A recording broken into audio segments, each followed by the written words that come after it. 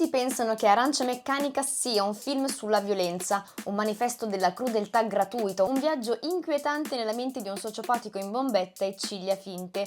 Ma se vi dicessi che la violenza di Alex Delarge è solo un rumore di fondo, che Kubrick ha usato il sangue e la violenza solo per nascondere qualcosa di molto più terrificante, la verità è che questo film non parla di ciò che fa Alex agli altri, ma di ciò che lo Stato fa ad Alex. Parla del momento esatto in cui un uomo smette di essere tale per diventare un ingranaggio, un'arancia appunto ma meccanica. Preparate il vostro latte più perché oggi analizziamo ogni singolo fotogramma, dai messaggi subliminali nascosti nell'arredamento fino a quel finale che molti hanno interpretato come una vittoria, ma che in realtà è il presagio di un incubo sociale da cui non siamo ancora usciti. Bentornati su Cinecinzia, dove ogni settimana vi svelo i dettagli, i segreti e gli indizi nascosti dei film più iconici. Come sempre, prima di cominciare vi ricordo che le mie analisi settimanali qui su YouTube possono continuare solo e soltanto grazie al vostro sostegno, quindi iscrivetevi al canale, attivate le notifiche e lasciatemi un po' dei vostri punti hype. Sigla!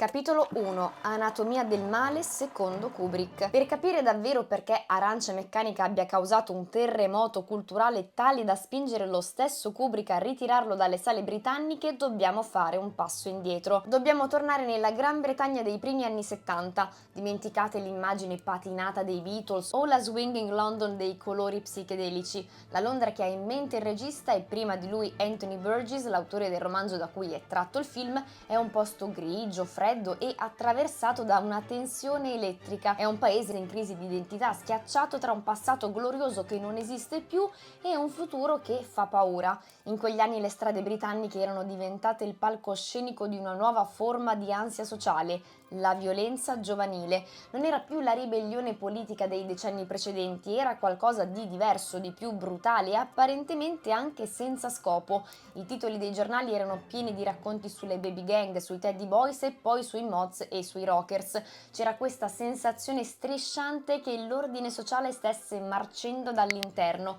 In questo panorama Kubrick fa la sua mossa geniale e terribile. Non ambienta il film in un futuro lontano o su un altro pianeta, ma in una versione distorta di quel presente. Usa le architetture brutaliste di quegli anni, quei palazzoni di cemento armato che sembrano prigioni a cielo aperto, per dirci che l'incubo non è poi così lontano, è già qui, proprio fuori dalla porta di casa nostra. Kubrick capisce che per inquietare davvero il pubblico non deve mostrare dei mostri alieni, ma deve mostrare dei figli, i figli di quella stessa società che, annoiata dal benessere e soffocata dalle istituzioni, decide di giocare con il dolore altrui.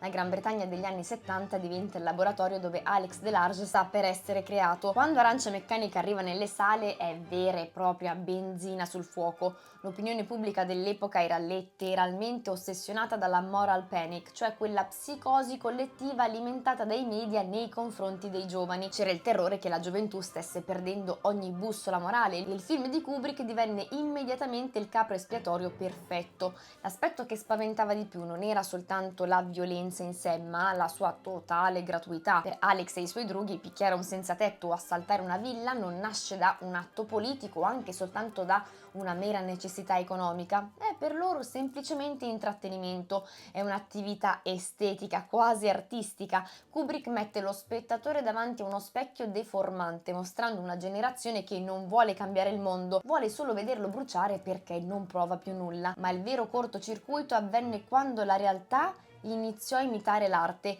In Gran Bretagna iniziarono a verificarsi dei casi di cronaca, i cosiddetti copycat crimes, dove i colpevoli indossavano abiti simili a quelli dei drughi o cantavano Singing in the Rain durante le aggressioni. La stampa andò fuori controllo. Kubrick fu accusato di aver creato un manuale per delinquenti, ricevette minacce di morte così pesanti anche rivolte alla sua famiglia che prese una decisione senza precedenti, ritirò personalmente il film dalle sale cinematografiche di tutto il Regno Unito. Per quasi 30 anni in Inghilterra Arancia Meccanica divenne una sorta di fantasma, un film proibito che potevi vedere solo in copia pirata o all'estero. Questo ci fa capire quanto Kubrick avesse effettivamente colpito nel segno. Noi sappiamo che non era di certo lui a creare la violenza, ma aveva efficacemente mostrato che la società era terrorizzata dall'idea di aver generato dei figli che non riusciva più a controllare e a comprendere. Dietro la visione del regista c'è un uomo, Anthony Burgess, e dietro Burgess c'è una trama che definire devastante è anche poco. Per capire la ferocia di Arancia Meccanica dobbiamo sapere che Burgess ha scritto questa storia per esorcizzare un dolore reale. Nel 1944, durante la Seconda Guerra Mondiale, la moglie di Burgess, all'epoca incinta, fu brutalmente aggredita e violentata a Londra da 4 soldati americani disertori. A causa delle percosse perse il bambino e non si riprese mai del tutto dal trauma, cadendo in una depressione che la portò alla morte anni dopo. Quando Burgess scrive il romanzo nel 1962 sta riversando sulla carta tutta la sua rabbia, il suo senso di colpa e soprattutto la sua ricerca di una risposta. Perché il male esiste? È da qui che nasce l'idea del titolo A Clockwork Orange. In un dialetto londinese ormai scomparso, l'espressione as queer as a clockwork orange indicava qualcosa di strano internamente ma che all'esterno appariva normale. Per Burgess l'arancia meccanica è l'essere umano che sotto l'apparenza di una creatura organica e viva viene trasformato dalle istituzioni in un automa, un oggetto meccanico senza più anima né volontà propria. Ma c'è una differenza fondamentale che segnerà il rapporto tra lo scrittore e il regista. Lo scrittore era un cattolico profondamente convinto che il libero arbitrio fosse il dono più alto e pericoloso di Dio. Kubrick invece aveva una visione un po' più cinica e pessimista. Questa divergenza esploderà nel finale del film, ma già nel libro lo scrittore metteva in guardia su un punto. È meglio essere un uomo violento per scelta o un santo programmato da un computer? Senza il dolore di Burgess, Alex DeLarge non sarebbe mai esistito e senza la sua ossessione per il linguaggio non avremmo mai sentito parlare il Nadsat, quel gergo assurdo che analizzeremo tra poco.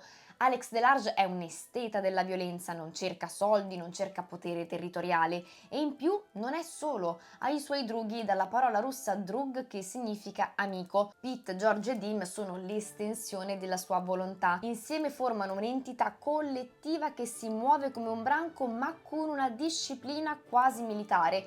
La loro divisa, il bianco candido che dovrebbe simboleggiare purezza contrapposto alla brutalità dei loro gesti, è uno dei primi grandi schiaffi visivi di Kubrick, ma ecco il punto dove il regista, diciamo, ci incastra tutti. Alex è un assassino, uno stupratore, un mostro. Eppure, almeno nella seconda parte del film, il pubblico fa il tifo per lui. Ma perché? Prima di tutto per il suo carisma. Alex è l'unico personaggio nel film che sembra vivo. In un mondo di adulti ipocriti, genitori assenti e poliziotti corrotti, Alex è assolutamente onesto nella sua malvagità. Poi c'è l'uso della voce fuori campo. Kubrick ci costringe a stare nella sua testa, a vedere il mondo attraverso i suoi occhi, ci chiama fratelli miei, ci rende insomma un po' complici. Senza accorgercene cadiamo nella trappola, iniziamo a preferire la sua vitale e onesta crudeltà alla grigia e burocratica violenza delle istituzioni che cercheranno poi di curarlo. È qui che nasce il paradosso. Alex è il cattivo della storia, ma è anche l'unico individuo che difende a modo suo la propria libertà contro un sistema che lo vuole annullare. Kubrick ci mette in una posizione un po' scomoda, ci obbliga ad ammettere che preferiamo un mostro che ascolta Beethoven a uno Stato che trasforma gli uomini in macchine. Ci sentiamo a tratti anche sporchi perché in fondo Alex ci piace. È esattamente questa l'emozione che Kubrick voleva suscitarci, il disagio di scoprire che il confine tra noi e lui è molto più sottile di quanto vorremmo credere.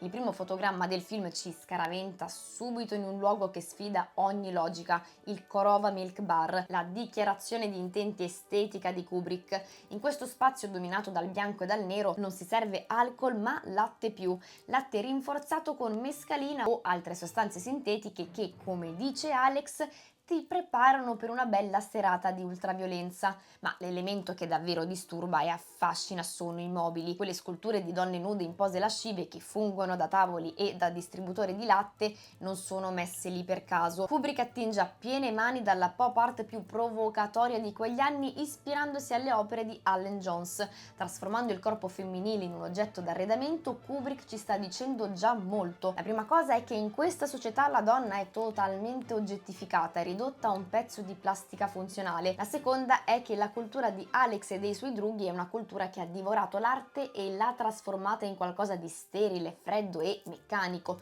Il Corova è un tempio della depravazione che sembra però una galleria d'arte moderna. Questa è l'estetica del male secondo Kubrick. La violenza non nasce dal fango o dal degrado, ma da un ambiente pulito, stilizzato e profondamente artificiale. È un luogo dove la bellezza viene usata per anestetizzare la coscienza, preparando i drughi a uscire nel buio e a distruggere tutto ciò che incontrano.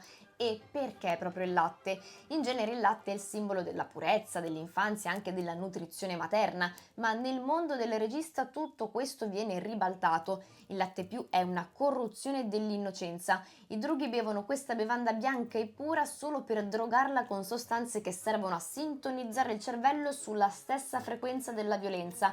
È come se stessero consumando un latte materno sintetico che, invece di aiutarli a crescere, li mantiene in uno stato di eterna, violenta adolescenza. È il carburante chimico per la loro crudeltà consumato in un luogo che sembra una nursery distopica. Ma la barriera più alta che Alex costruisce tra sé e il mondo degli adulti è il linguaggio, il Nadsad, come dicevamo. Alex parla in modo molto strano, usa delle parole tipo Gulliver per dire testa, una ragazza diventa devochka, gli amici diventano appunto drughi. Burgess, che era un linguista, creò questo gergo mescolando l'inglese con lo slavo e il russo. Ma perché questa scelta? Oltre a essere un esperimento linguistico molto interessante, il Nadsat serve a due scopi. Il primo crea un senso di appartenenza. I drughi hanno un loro codice segreto che gli adulti non capiscono. Secondo, ha un effetto ipnotico e anestetizzante sullo spettatore. Quando Alex, per esempio, descrive un pestaggio usando parole buffe o musicali, la nostra percezione della violenza per un attimo viene attutita. Kubrick e Burgess ci costringono a imparare la lingua dell'aggressore per poter seguire la storia, rendendoci ancora una volta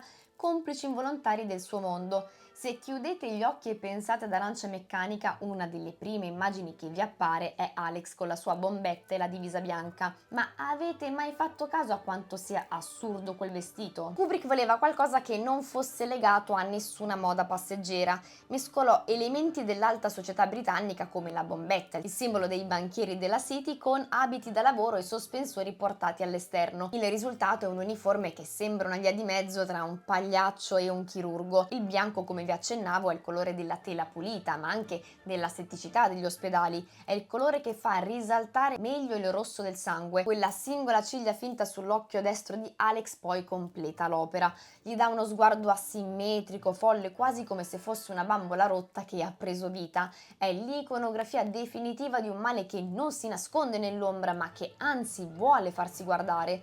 Tutto il film è un'esplosione di estetica pop art degli anni 60 e 70, però usata in modo inquietante. Pensate alla casa della Signora dei Gatti, è piena di opere d'arte moderna, sculture falliche e quadri dai colori ipersaturi. In quel mondo l'arte è diventata un rumore visivo, un oggetto di consumo come un altro. Kubrick usa questi colori accesi e queste forme sinuose per creare un contrasto violento con la brutalità delle scene che vi si svolgono. La violenza non avviene solo in vicoli bui e sporchi, ma in salotti eleganti e modernissimi.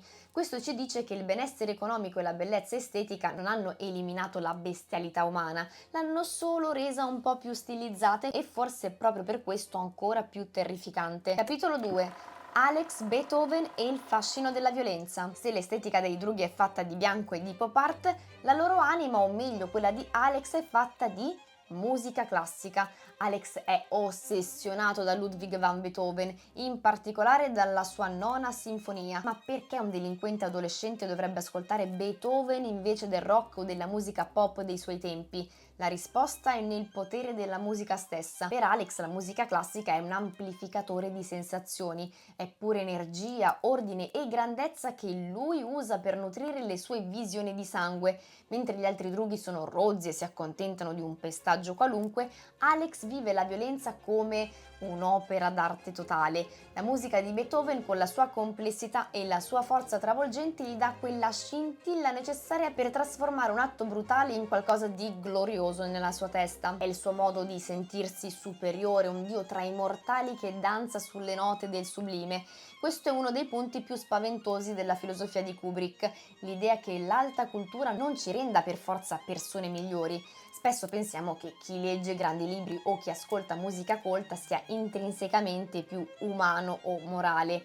Alex distrugge completamente questo mito. Lui capisce la musica di Beethoven meglio di chiunque altro, ne coglie ogni sfumatura, eppure la usa come colonna sonora per i suoi crimini più atroci. Kubrick ci sbatte in faccia una verità molto scomoda: l'arte è neutra, può elevare sì l'animo, ma può anche esaltare i demoni più oscuri. Non c'è salvezza nella bellezza se dietro non c'è una scelta morale. Alex è la prova vivente che si può essere dei mostri colti, e forse è proprio questa cultura del male è ciò che lo rende così magnetico e allo stesso tempo anche molto terrificante. Sesso, arte e aggressività sono i pilastri del film, che però Kubrick non mostra mai come compartimenti stagni, al contrario li fonde in un unico impulso primordiale. Per Alex l'eccitazione sessuale, il piacere estetico e lo scatto violento sono la stessa identica cosa. Fateci caso, ogni volta che Alex si trova davanti a un'opera d'arte o a uno stimolo sessuale, la sua reazione immediata è l'aggressività.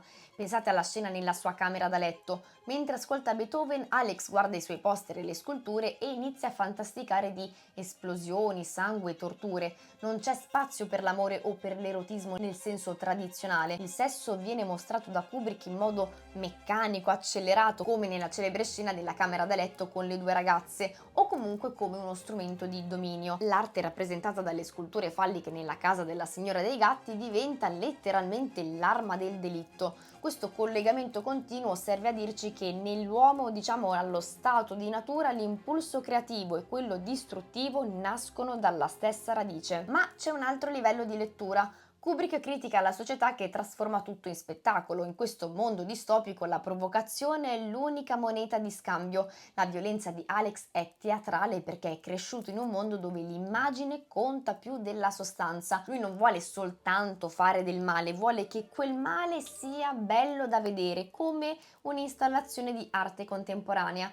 Kubrick ci suggerisce che quando una società perde il senso del limite e trasforma tutto, anche il corpo umano, in un oggetto da esibire o da consumare, il passo successivo è l'anestesia morale. Smettiamo di provare empatia, iniziamo a guardare il dolore altrui con lo stesso distacco con cui guarderemmo un quadro in galleria. Arriviamo alla sequenza che ha reso il film un caso internazionale. Se il Korova Milk Bar è il linguaggio visivo e Beethoven è l'ispirazione, Singing in the Rain è il momento in cui la realtà e la finzione si scontrano nel modo più violento possibile. Questa scena è nata da un colpo di genio improvvisato. Kubrick non riusciva a trovare il ritmo giusto per l'assalto alla villa dello scrittore. Era tutto troppo clinico. Chiese a Malcolm McDowell di fare qualcosa di assurdo, di muoversi, di cantare. McDowell scelse l'unica canzone di cui conoscesse le parole a memoria, l'inno alla gioia di Gene Kelly. Kubrick ne rimase folgorato perché capì immediatamente il potenziale distruttivo di quel contrasto.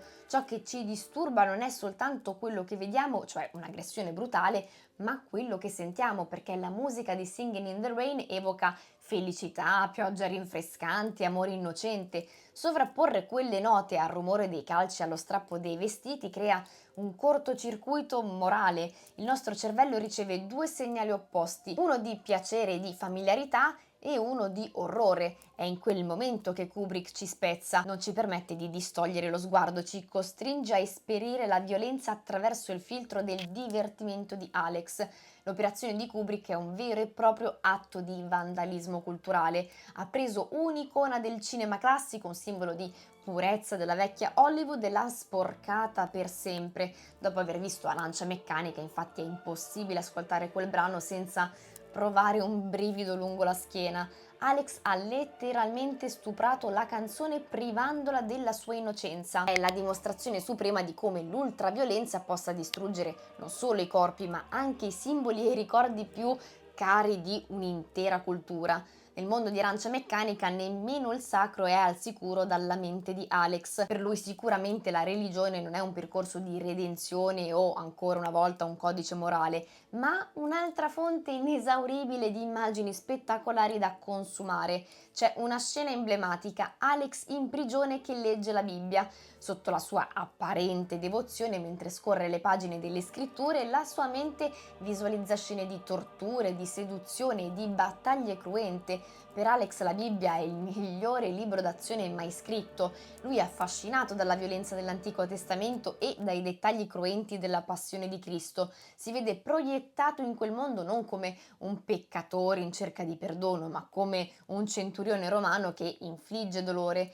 In una delle sue fantasie più famose lo vediamo proprio nei panni di un soldato che frusta Gesù sulla via del Calvario, godendo di ogni colpo. Il sacro viene svuotato di ogni significato spirituale e ridotto a puro intrattenimento ultraviolento. Qui Kubrick tocca un punto filosofico fondamentale. Alex è un individuo che non possiede il concetto di peccato. Per lui la violenza è un fatto biologico, non riesce a distinguere tra un atto di amore e un atto di crudeltà perché entrambi gli procurano lo stesso stimolo sensoriale.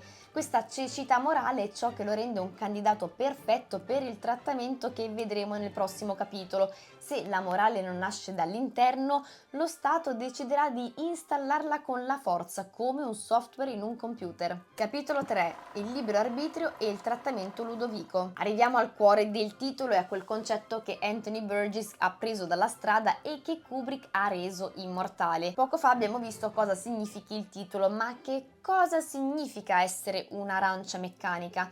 Immaginate un'arancia, un frutto succoso, vivo, colorato, cresciuto in modo naturale. Ora immaginate di aprirla e di trovarci dentro ingranaggi, molle, bulloni. Questo è ciò che lo Stato vuole fare con Alex. Fino a questo momento Alex è stato un mostro, ma un mostro naturale. La sua violenza, per quanto orribile, era il frutto di una sua libera scelta. Con il trattamento Ludovico lo Stato decide che non è importante che Alex scelga di essere buono, è importante solo che agisca come tale. L'arancia meccanica è l'essere umano privato della sua volontà e ridotto a un automa programmato. Non è più una persona, è un oggetto meccanico che ha solo l'apparenza di un essere vivente. Kubrick ci pone una domanda terribile. È meglio un uomo che sceglie il male o un automa che ha costretto a fare il bene? Per il regista e anche per Burgess la risposta è chiara. Una società che toglie all'uomo la capacità di sbagliare è una società che ha commesso un crimine ancora più grande di quelli di Alex perché ha ucciso l'anima stessa dell'umanità. Se la prima parte del film è un'esplosione di movimento e libertà criminale, la seconda si stringe attorno a una poltrona e a un paio di pinze d'acciaio. La cura Ludovico è una specie di chirurgia dell'anima. L'immagine di Alex con i divaricatori che gli tengono le palpebre spalancate è diventata forse il simbolo più importante del film. È una scena che fa male fisicamente anche allo spettatore. Kubrick ci mostra la tortura mascherata da terapia. Alex è costretto a guardare ore di filmati violentissimi mentre gli vengono somministrati farmaci che gli provocano una nausea insopportabile. Non può chiudere gli occhi, non può distogliere lo sguardo, non può rifugiarsi nel buio della propria mente. È la negazione assoluta della privacy mentale. Il meccanismo è quello del riflesso condizionato di Pavlov. Lo Stato non vuole insegnare ad Alex che la violenza è sbagliata, vuole che il suo corpo reagisca al male con il vomito. La moralità viene sostituita quindi da una reazione biologica. Alex non smetterà di colpire perché è diventato buono, ma perché il solo pensiero di farlo gli farà desiderare di morire. La sua bontà è un effetto collaterale di un malessere fisico indotto. Dobbiamo dire poi che in tutto il film l'occhio è l'organo centrale. Pensiamo alle ciglia finte di Alex all'inizio. Era il suo modo di decidere come farsi guardare. Ora i ruoli si invertono, il suo occhio è spalancato a forza e diventa la porta attraverso cui lo Stato entra per riprogrammare il suo cervello. Kubrick ci dice che chi controlla ciò che guardiamo e come lo guardiamo controlla la nostra intera esistenza. L'occhio da strumento di conoscenza e piacere diventa un imbuto dove viene versata la propaganda e il controllo sociale. Fino a qui Alex ha sopportato tutto, ma il vero dramma si consuma quando i medici durante queste sessioni di lavaggio del cervello scelgono come colonna sonora per i filmati sulle atrocità naziste proprio la nona sinfonia di Beethoven. È gli incidenti di percorso che i burocrati dello Stato non avevano assolutamente previsto. Alex reagisce con una nausea violenta non solo alle immagini di sangue, ma anche alle note niente della sua amata musica. La musica che prima gli dava la vita, che era il suo rifugio e anche la sua fonte di ispirazione, ora lo fa stare male fisicamente. Per Alex questo è un dolore peggiore di qualsiasi pestaggio. La musica era l'unico legame che lo teneva ancora agganciato a una forma di sensibilità superiore, era la sua unica virtù, seppur ovviamente distorta. Distruggendo il suo rapporto con Beethoven, lo Stato non ha eliminato il delinquente, ha eliminato proprio l'uomo.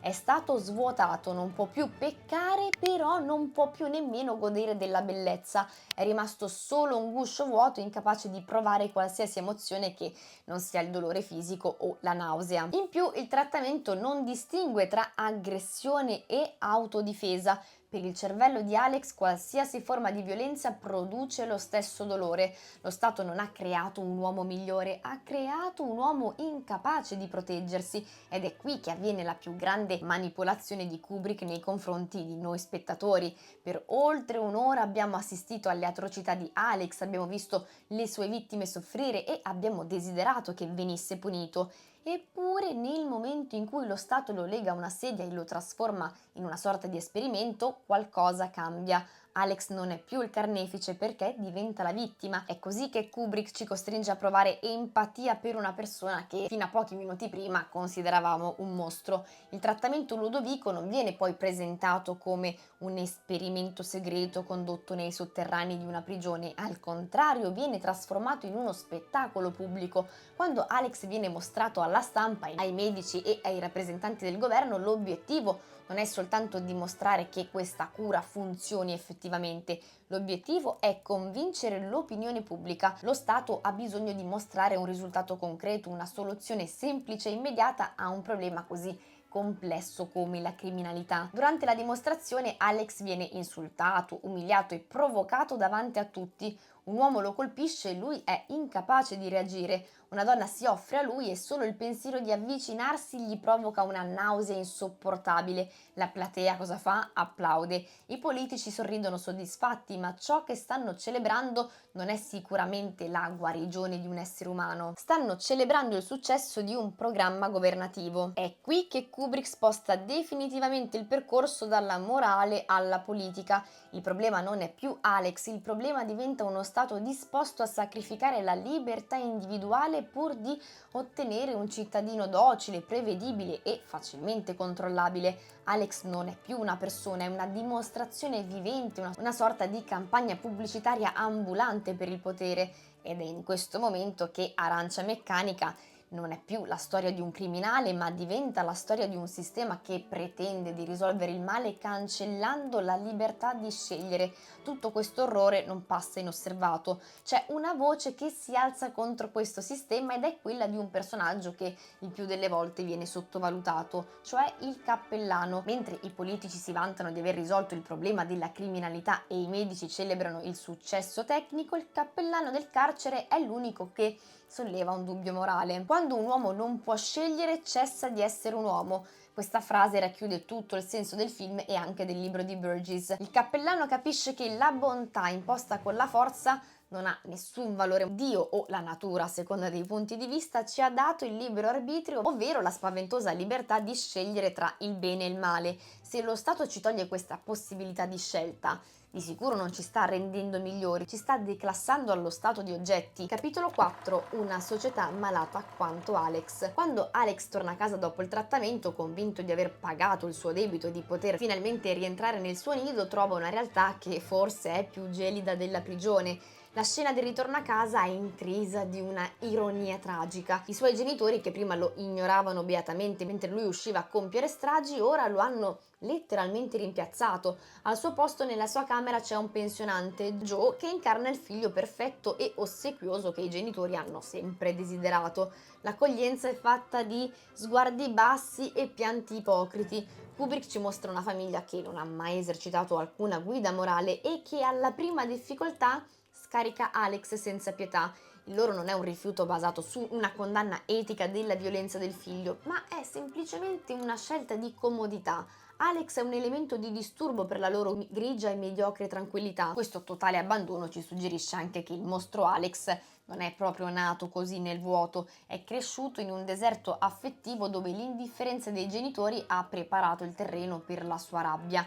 Ma il peggio deve ancora venire. Se la famiglia lo ha abbandonato, le istituzioni lo stanno aspettando per torturarlo in modo legale. Se pensavamo che la giustizia avesse trionfato con la cattura di Alex, Kubrick ci smentisce brutalmente mostrandoci che fine hanno fatto i suoi vecchi compagni, Dim e Georgie. Alex, ora inerme e incapace di reagire a causa della cura Ludovico, incontra i suoi ex drughi, ma non sono più i teppisti di una volta. Ora indossano una divisa, sono diventati agenti di polizia. Questo per me è uno dei messaggi più forti dell'intero film. La violenza non è sicuramente sparita, ma ha soltanto cambiato padrone. Lo Stato non ha eliminato la brutalità, l'ha semplicemente arruolata e legalizzata. Dim e Georgie sono le stesse persone di prima, ignoranti, crudeli e pronti a infierire, ma ora lo fanno con il distintivo e l'approvazione delle istituzioni. Portano Alex in un bosco e lo torturano quasi a morte solo per vendetta personale e per il puro piacere di farlo. Il regista ci sta dicendo che la differenza tra un criminale e un tutore dell'ordine in questa società è puramente formale. La violenza di Alex era anarchica e punita. Quella dei poliziotti è strutturata e protetta. Per il ministro dell'interno e per il governo, Alex non è mai stato un essere umano, nemmeno dopo la cura, è sempre stato una pedina. Prima è stato usato come esperimento scientifico per mostrare quanto il governo fosse duro con il crimine. Poi, quando il trattamento si rivela un disastro pubblico, lo Stato cerca di comprarlo. Nel finale vediamo il ministro nutrire Alex come un bambino, offrendogli un patto, il silenzio in cambio di un lavoro e di una vita agiata. Lo Stato è pronto a rimangiarsi ogni parola sulla moralità pur di mantenere il potere. La guarigione di Alex diventa così un'operazione di marketing politico, non un successo medico. In questa società malata nemmeno la cultura e l'intelletto offrono una via d'uscita. Lo scrittore Frank Alexander, vittima dell'aggressione iniziale di Alex, ne è l'esempio lampante.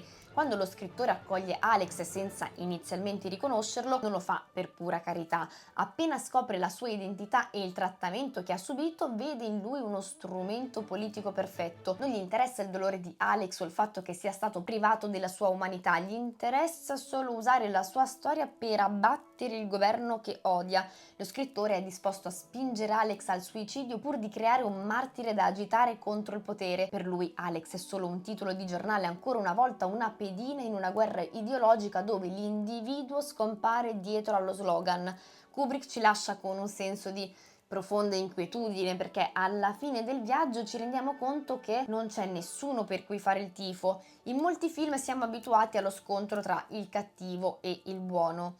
In Arancia Meccanica lo scontro è tra un criminale psicopatico e una società cinica, violenta e ipocrita. Non ci sono punti di riferimento, i genitori sono assenti, i poliziotti sono ex delinquenti, i medici sono senza etica e i politici sono manipolatori. Alex è un mostro, però è l'unico che è onesto con se stesso, come dicevamo, non nasconde la sua natura dietro una divisa o una carica pubblica. Il messaggio finale infatti è devastante. Le istituzioni non esistono per migliorare l'uomo, ma solamente per controllarlo, che sia attraverso la religione, la famiglia, la scienza o anche la politica, l'obiettivo è sempre lo stesso: l'obbedienza. Il ritorno di Alex alla sua natura violenta nel finale è la sua paradossale vittoria. Preferisce essere un mostro libero piuttosto che un automa dello Stato. Kubrick ci avverte che una società che non sa gestire la libertà individuale, anche quella più pericolosa, è destinata a diventare una prigione a cielo aperto. Per capire davvero il peso di questo film dobbiamo guardare come sempre oltre lo schermo. Alex è l'incarnazione di quello che Nietzsche definiva un uomo teso tra la bestia e il superuomo, un individuo che rifiuta la morale comune per creare la propria fatta di estetica e di violenza, ma contro di lui si scaglia il Leviatano di Hobbes, ovvero uno Stato che per mantenere l'ordine diventa un mostro ancora più grande e crudele del singolo criminale. Da qui entriamo nel paradosso di Kant. Se ad Alex togliamo la possibilità possibilità di scegliere il male, la sua bontà non ha più alcun valore morale, diventa solo un riflesso condizionato. La verità scomoda del film è che il male non è solo quello esplosivo dei drughi, ma anche quello che Hannah Arendt chiamava banalità del male, cioè l'indifferenza dei genitori e il cinismo dei burocrati che in giacca e cravatta distruggono un essere umano con la stessa freddezza con cui si timbra un documento. Capitolo 5. I dettagli e gli indizi nascosti. Cominciamo dal tema dell'occhio. In Arancia Meccanica l'occhio è il simbolo del confine violato tra l'individuo e il mondo. Tutto inizia e finisce con uno sguardo. Nella primissima iconica inquadratura, Alex ci fissa con un'inquietante asimmetria. Indossa delle folte ciglia finte solo sull'occhio destro. È il segnale visivo di una percezione distorta. Alex sceglie di guardare il mondo attraverso un filtro artificiale, rendendo il suo sguardo unilaterale e privo di empatia.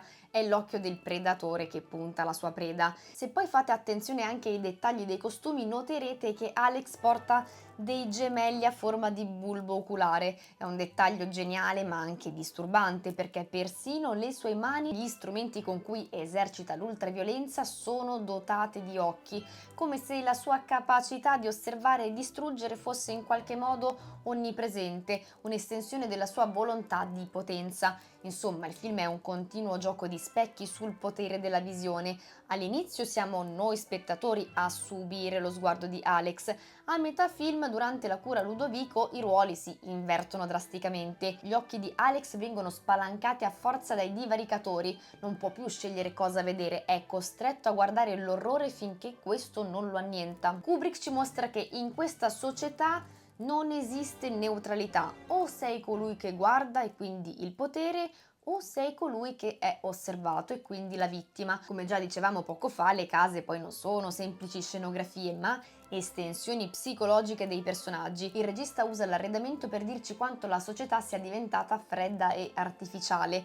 Ritorniamo sulla casa della signora dei gatti, che rappresenta forse l'interno più emblematico. La casa è satura di opere d'arte esplicitamente erotiche, però non c'è nulla di sensuale in esse. Sono quadri e sculture che trasudano una sessualità gelida, clinica. La signora dei gatti vive circondata da feticci che oggettificano il corpo umano, rendendolo un pezzo d'arredamento tra i tanti. È il paradosso di una donna che ama gli animali e l'arte alta, diciamo, ma sembra incapace di una connessione umana reale. Nelle case delle vittime, come quella dello scrittore e quella della signora, l'arte è ovunque, però è un'arte che ha perso la sua funzione spirituale per diventare pura provocazione o anche decorazione kitsch. È una cultura che, essendo circondata dal bello, viene però poi moralmente svuotata. Quando Alex usa una scultura fallica per uccidere la sua proprietaria, il cerchio si chiude. L'oggetto d'arte, nato per essere guardato, diventa l'arma che distrugge chi lo possedeva. Non c'è calore nelle case di Arancia Meccanica, c'è soltanto l'ostentazione di un benessere che nasconde un vuoto etico spaventoso.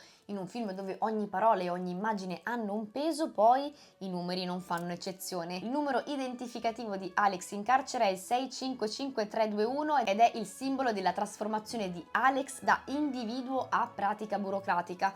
Questo numero di matricola accompagna Alex per tutta la sua permanenza in prigione e anche durante il trattamento. Anthony Burgess, l'autore del libro, scelse queste cifre principalmente per la loro musicalità e il ritmo che creavano quando venivano pronunciate. Alex cessa di essere Alex Delarge, l'amante di Beethoven e il leader dei Grughi, per diventare un semplice ingranaggio nel sistema correttivo dello Stato. Un indizio non troppo nascosto ma che mi fa impazzire è l'occhiolino A2001 Odissea nello spazio.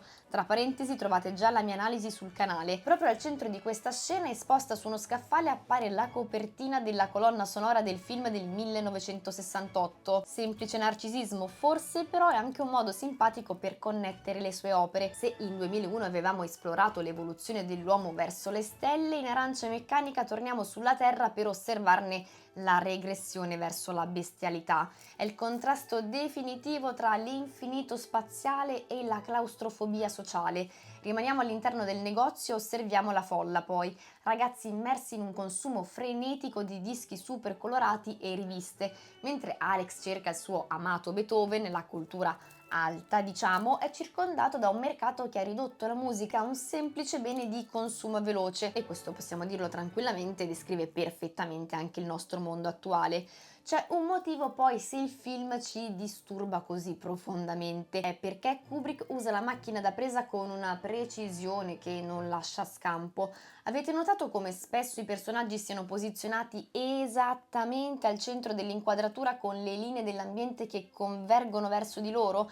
È la famosa prospettiva appunto di Kubrick. Questa simmetria ossessiva crea un senso di ordine assoluto che però risulta innaturale e opprimente. Ci comunica che il mondo di Alex è una trappola geometrica, un sistema chiuso dove non c'è spazio per l'imprevisto o la libertà. Più il film procede, più i personaggi sembrano intrappolati all'interno di queste geometrie perfette. La regia stessa sembra anticipare il desiderio dello Stato di controllare ogni aspetto della vita di Alex. E poi c'è il celebre Kubrick Stare. Alex abbassa il mento e guarda verso l'alto, direttamente nella direzione dello spettatore. Kubrick utilizzerà questo tipo di inquadratura anche in molti altri film. È uno sguardo che comunica contemporaneamente intelligenza, però anche follia, aggressività e minaccia. Non a caso una delle immagini più iconiche della carriera del regista nasce proprio qui. Kubrick inoltre utilizza spesso lenti grandangolari come il celebre 9,8 mm che distorcono leggermente i bordi dell'immagine. Questo rende gli spazi più vasti ma anche deformi e alienanti. È come se guardassimo la realtà attraverso un occhio magico o una bolla. Tutto è nitido ma sottilmente sbagliato, proprio come la percezione morale dei protagonisti. Il regista poi manipola il tempo per togliere umanità alle azioni, come già avevamo detto. La celebre scena di sesso con le due ragazze incontrate nel negozio di dischi è girata in fast motion estremo. Non c'è nulla di erotico, sembra una danza meccanica, anche ridicola e priva di sentimento. Al contrario, lo slow motion durante gli scontri o le cadute rende la violenza quasi estetica, una coreografia rallentata che ci costringe a osservare ogni dettaglio della brutalità. Capitolo 6. Il finale spiegato. Alex è davvero guarito? Arriviamo al finale, cioè al punto in cui Arancia Meccanica rivela davvero la sua natura più inquietante, perché dopo il trattamento Ludovico, dopo il ritorno a casa e dopo l'umiliazione pubblica, Alex arriva al punto più basso della sua esistenza. Il tentativo di suicidio è il momento in cui Alex prova a riprendersi l'unica forma di libertà che gli è rimasta. Lo Stato gli ha tolto la possibilità di scegliere la violenza, gli ha tolto anche la possibilità di difendersi, gli ha tolto perfino Beethoven, cioè l'unica cosa che nella sua vita avesse ancora una forma di bellezza, per quanto distorta. A quel punto Alex non è più un criminale libero, ma nemmeno un uomo redento. È un corpo programmato, intrappolato dentro le reazioni fisiche che non controlla nemmeno più. E allora il salto dalla finestra diventa importantissimo, perché Alex per la prima volta dopo il trattamento compie una scelta estrema che nessuno ha previsto e nessuno può impedirgli. Se non può più vivere come Alex Delarge, se non può più desiderare, difendersi, ascoltare Beethoven o perfino pensare senza provare dolore, allora sceglie di uscire dal sistema nell'unico modo che gli resta. Ma Kubrick è troppo crudele per concedergli davvero quella via d'uscita. Alex infatti sopravvive, e proprio la sua sopravvivenza cambia tutto, perché da quel momento non è più soltanto il risultato fallito di un esperimento scientifico, diventa uno scandalo politico. Il governo non può più presentarlo come il grande successo della cura Ludovico, perché Alex è la prova vivente che quella cura non ha prodotto un cittadino migliore, ma un essere umano distrutto. A questo punto il governo capisce di avere un problema enorme. Alex, che doveva essere la prova del successo dello Stato, è diventato la prova del suo fallimento. Il ragazzo che doveva dimostrare l'efficacia della cura Ludovico ora giace in un letto d'ospedale, distrutto sia fisicamente che mentalmente, trasformato in uno scandalo pronto a esplodere sui giornali. Il ministro dell'interno cambia immediatamente strategia. Prima Alex era usato come esperimento, ora viene recuperato all'ultimo minuto come alleato. La stessa macchina politica che lo aveva svuotato della volontà torna da lui con un sorriso, un pranzo servito a letto e una promessa di protezione. La scena dell'ospedale è agghiacciante proprio per questo. Il ministro, come dicevamo, imbocca Alex come fosse un bambino, gli parla anche con tono paterno, gli offre un futuro, un lavoro, una posizione, insomma una vita sistemata. Ma quel gesto di cura in realtà è una vera e propria trattativa. Il potere sta comprando il suo silenzio. Alex capisce perfettamente il gioco e per la prima volta dopo il trattamento torna a sorridere davvero. Quel sorriso ci dice che qualcosa dentro di lui si è riacceso. La macchina costruita dallo Stato sta smettendo quindi di funzionare. Il vecchio Alex sta tornando. Quando pronuncia la frase finale ero guarito e come, Alex non è guarito nel modo in cui volevano i medici, non è diventato moralmente migliore, non ha sviluppato empatia, non ha compreso il dolore delle sue vittime, è guarito dalla cura, dall'obbedienza, dalla nausea che lo aveva trasformato in un automa. La sua guarigione coincide con il ritorno del desiderio della violenza e della fantasia. Nella visione finale, Alex immagina se stesso in mezzo alla neve durante un atto sessuale osservato e applaudito dall'alta società. È un'immagine volutamente assurda, a tratti elegante e oscena allo stesso tempo. Il punto più inquietante sono per me proprio gli applausi. La violenza e il desiderio di Alex non vengono più respinti adesso, vengono anzi accolti, celebrati, reintegrati nel sistema. Il film si chiude quindi con un patto mostruoso. Alex torna Alex, ma questa volta ha addirittura il potere dalla sua parte. Prima era un criminale contro la società, ora è un criminale assorbito dalla società. Il governo non lo ha redento e non lo ha sconfitto, lo ha reso semplicemente utilizzabile, ma il finale che abbiamo appena visto non è esattamente il finale originale del libro. Nel romanzo di Anthony Burgess esiste infatti un 21° capitolo che Kubrick decise di non adattare. Dopo essere tornato alla sua vecchia vita, Alex inizia lentamente ad annoiarsi della violenza. Non viene arrestato, non viene curato e non subisce una nuova punizione. Semplicemente cresce, osserva il suo amico Pete, ormai sposato e con una famiglia, e per la prima volta immagina un futuro diverso per sé. Burgess voleva mostrare che la maturazione non può essere imposta dall'esterno, arriva naturalmente con il tempo, con l'esperienza e con la libertà di scegliere. Alex smette di essere violento perché lo decide lui, non perché qualcuno gli ha modificato un'altra volta il cervello. Kubrick elimina completamente questa conclusione e la sua scelta non è neanche casuale. Nel film non esiste alcuna crescita, non esiste alcuna evoluzione. Alex torna esattamente al punto di partenza. La società non è migliorata, lo Stato non ha imparato nulla, le istituzioni continuano a essere corrotte e manipolatrici. Tutti i personaggi rimangono intrappolati nello stesso ciclo di violenza con cui avevano iniziato. Questa differenza racconta perfettamente la distanza tra lo scrittore e il regista. Burgess credeva che l'essere umano potesse maturare e cambiare spontaneamente. Kubrick sembra molto meno ottimista. Nel suo universo la violenza cambia forma, cambia padrone, cambia uniforme, ma continua a esistere. Per questo motivo l'ultima immagine del film è terrificante, perché stiamo assistendo al trionfo di un sistema che ha fallito in ogni possibile tentativo di correggerlo.